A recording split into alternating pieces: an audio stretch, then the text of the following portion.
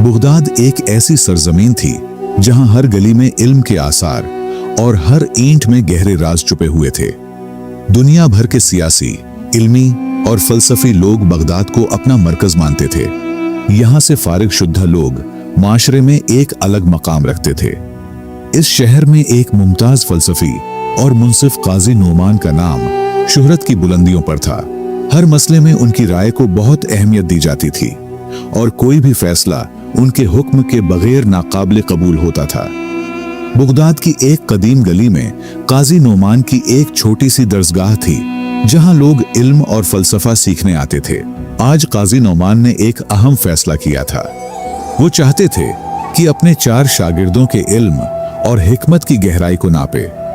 उनके नजदीक ये इम्तिहान न सिर्फ उनकी जहानत और काबिलियत का इम्तिहान था, बल्कि उनकी सलाहियतों को मुआशरती खिदमत के लिए बेहतर तौर पर तैयार करने का मौका भी था।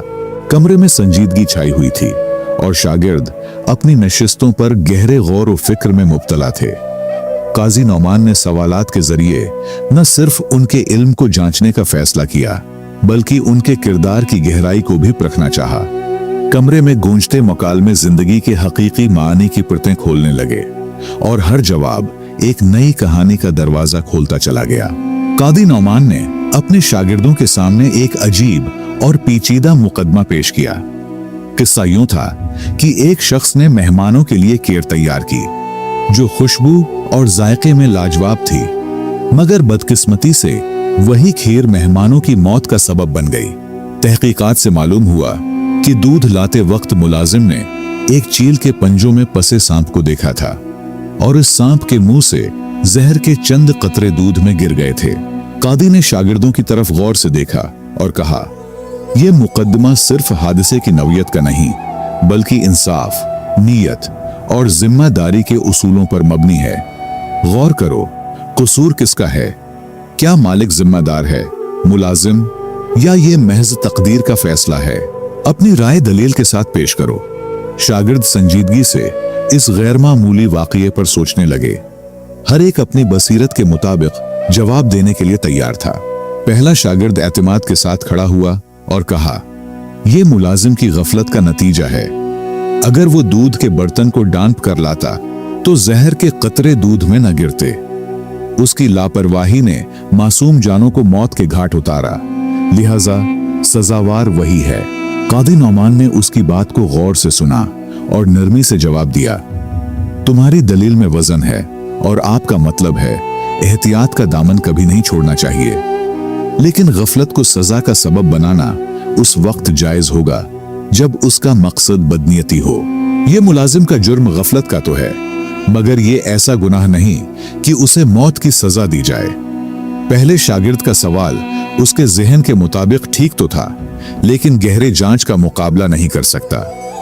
काजी ने दीगर शागिर्दों की तरफ देखा, गोया उनकी राय का इंतजार कर रहे हों। दूसरा शागिर्द संजीदगी से बोला, मेरी राय में असल जिम्मेदारी मालिक पर आती है।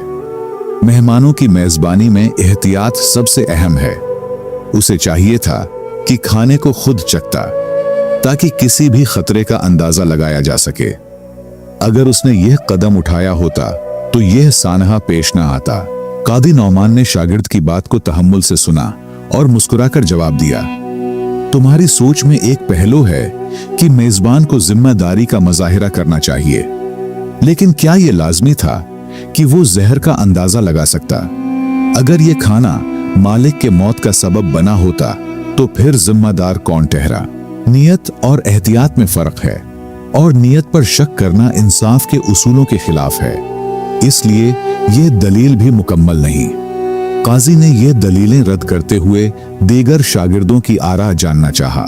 तीसरा शागिर्द अपनी जगह से उठा और पुख्ता लहजे में बोला, मेरी राय में यह महज एक कुदरती हादिसा था जिस पर किसी को इल्जाम देना नाइंसाफी और गैर जरूरी है।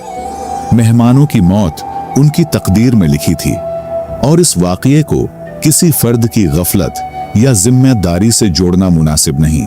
अगर मुकद्दर की बात की जाए तो हर चीज तकदीर के साथ जोड़ सकता है, और इसी तरह फिर किसी पर सजा लागू नहीं होना चाहिए।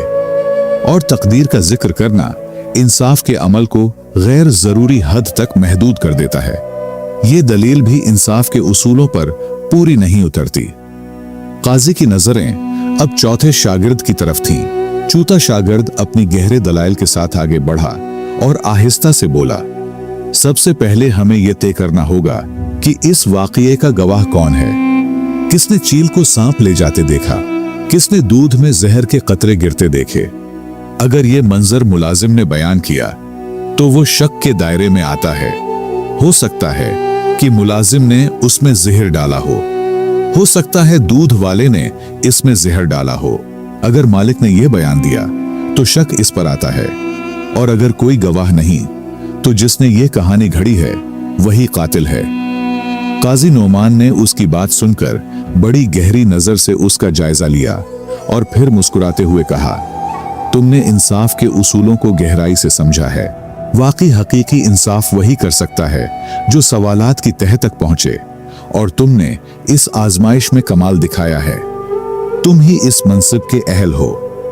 काजी का लहजा पूरे कमरे में एक नए हौसले का पैगाम दे रहा था और शागिर्दों की नजरें चमक उठीं। कादी नौमान ने अपने चौथे शागिर्द की बसीरत की दाद दी और कमरे में बैठे दीगर शागिर्दों को गहराई तक फलसफा और मंतिक को समझने का मशवरा दिया।